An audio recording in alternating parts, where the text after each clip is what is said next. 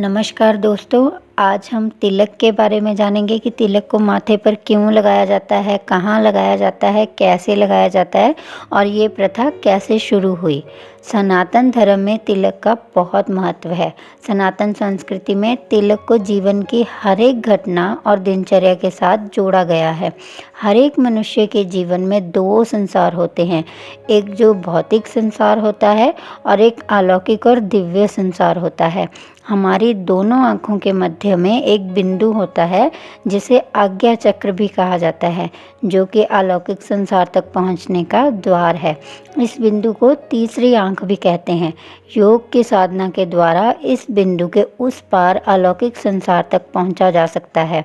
योग ने इस चक्र को जगाने में बहुत प्रयोग किए हैं, जिनमें से तिलक लगाना भी एक प्रयोग है। माथे पर तिलक लगाने की सही जगह हर मनुष्य की अलग अलग होती है। तिलक कहाँ लगाना है ये निर्भर करता है व्यक्ति के पिछले जन्मों की साधना पर। अगर व्यक्ति ने बहुत कठोर साधना की है तो आज्ञा चक्र की स्थिति आँखों के मध्य के पास आ जाती है। अगर व्यक्ति ने पिछले जन्मों में ज़्यादा साधना नहीं की है तो आज्ञा चक्र माथे में ऊपर हो जाता है। क्योंकि तिलक को आज्ञा चक्र की स्थिति के अनुसार लगाना होता है, इसलिए तिलक कहाँ लगाना है ये भी हमें पूर्ण गुरु ही बता सकते हैं।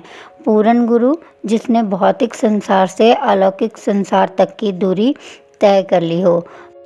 उदाहरण के तौर पर आप भी इस आज्ञा चक्र को योग के द्वारा अनुभव कर सकते हैं। उसके लिए एक प्रयोग करना होगा। अपनी आंखें बंद करें। कोई दूसरा व्यक्ति सामने से अपनी उंगली आपके माथे की तरफ बढ़ाए तो आपको बंद आंखों में भी एहसास होगा कि आपके माथे में कहीं कोई हलचल हुई। वही आपका आज्ञा चक्र है। जब तक हमारे शरीर में आज्ञा चक्र एक्टिव नहीं होगा तब तक हम अपनी सभी इंद्रियों के गुलाम रहेंगे, क्योंकि हमें मालिक बनाने वाला आज्ञा चक्र तो भी एक्टिव ही नहीं हुआ है।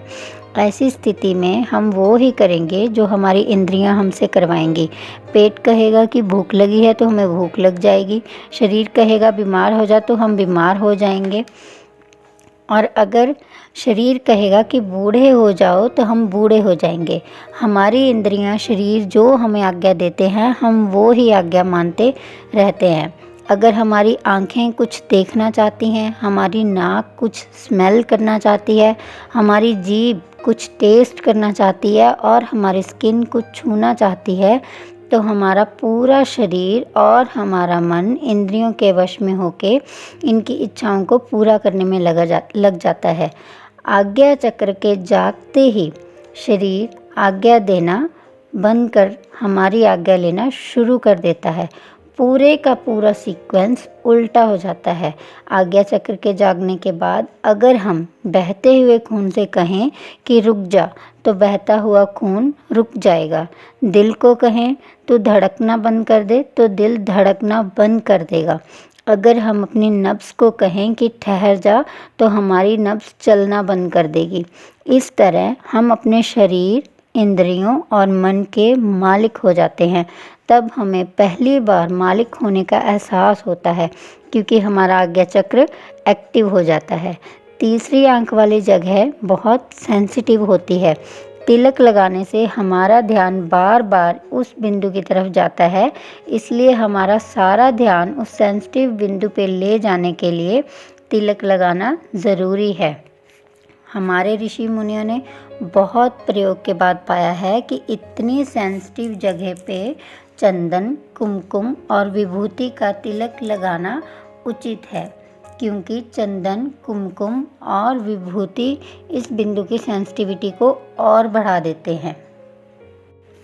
बिल्कुल इसी तरह औरतों के लिए टीके का उपयोग किया हुआ है। आजकल औरतें बाज़ार में से किसी भी चीज़ से बने हुए तिलक का सामान लाती हैं, जो कि औरतों के उस बिंदु की सेंसिटिविटी को कम करता है। स्त्रियों का जो आज्ञा चक्र होता है वो बहुत कमज़ोर होता है।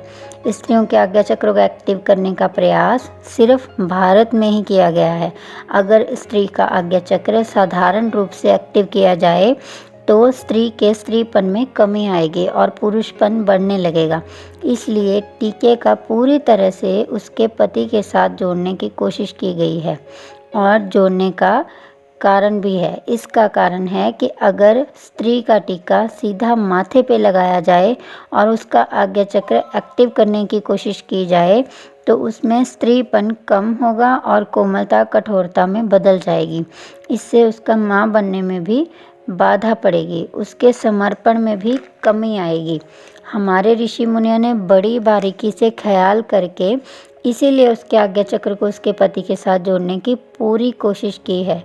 इसलिए उस बिंदु के ऊपर जो टीका लगाते हैं उसे बिंदी का नाम देके उसके सुहाग के साथ जोड़ दिया गया है। इस तरह कई लाभ होंगे, उसके स्त्रीपन में कोई कमी नहीं आएगी और वो अपने पति के प्रति अनुगत रहेगी और उसका आज्ञा चक्र भी एक्टिव हो पाएगा। आज्ञा चक्र जिसके भी संबंधित कर दिया जाए वो उसके खिलाफ कभी नहीं जाता। इस तरह उसके स्त्री होने में भी कोई बाधा नहीं पड़ेगी। लेकिन अगर उसके पति की मृत्यु हो जाए तो हमने देखा है कि स्त्रियों का टीका तिलक हटा दिया जाता है। ये समझा जाता है कि वो विधवा हो गई हैं। लेकिन इसका अर्थ ये होता है कि अब उस स्त्री को किसी पे भी निर्भर होने की ज़रूरत नहीं है।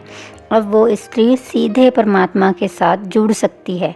अब अगर उसकी कोमलता कठोरता में बदल जाती है तो कोई फ़र्क नहीं पड़ता। पहली बार जब तिलक लगाया जाता है तो अनुष्ठान करके लगाया जाता है। बिना अनुष्ठान के तिलक लगाने का कोई अर्थ नहीं। आज सारी चीज़ें हमें व्यर्थ लगती हैं। उसका कारण ये है कि ना हमें किसी ने बताया कि तिलक क्यों लगाया जाता है और ना ही हमने जानने की कोशिश की। अगर हम अपने दिमाग को 10 भागों में बांटते हैं तो सिर्फ 1% दिमाग का हिस्सा ही हम पूरे जीवन में इस्तेमाल करते हैं। जो हमें जीनियस लगते हैं वो भी ज़्यादा से ज़्यादा 1.5% या 2% दिमाग यूज़ करते हैं, क्योंकि 2% दिमाग का हिस्सा इंद्रियों से जुड़ा होता है, बाकी 8% हिस्सा आज्ञा चक्र से जुड़ा होता है। जबकि हम तिलक का प्रयोग करके अपने आज्ञा चक्र को एक्टिव करके अपने 100% दिमाग का प्रयोग कर सकते हैं। पुरातन समय में जो गुरुकुल होते थे उनमें कोई भी शिक्षा शुरू करने से पहले तिलक के माध्यम से आज्ञा चक्र को एक्टिव किया जाता था। ऐसा करने से फोकस पावर बढ़ती थी, जिससे शिक्षकों को अध्ययन करने में आसानी होती थी और वो हर चीज़ को परफेक्ट तरीके से कर पाते थे।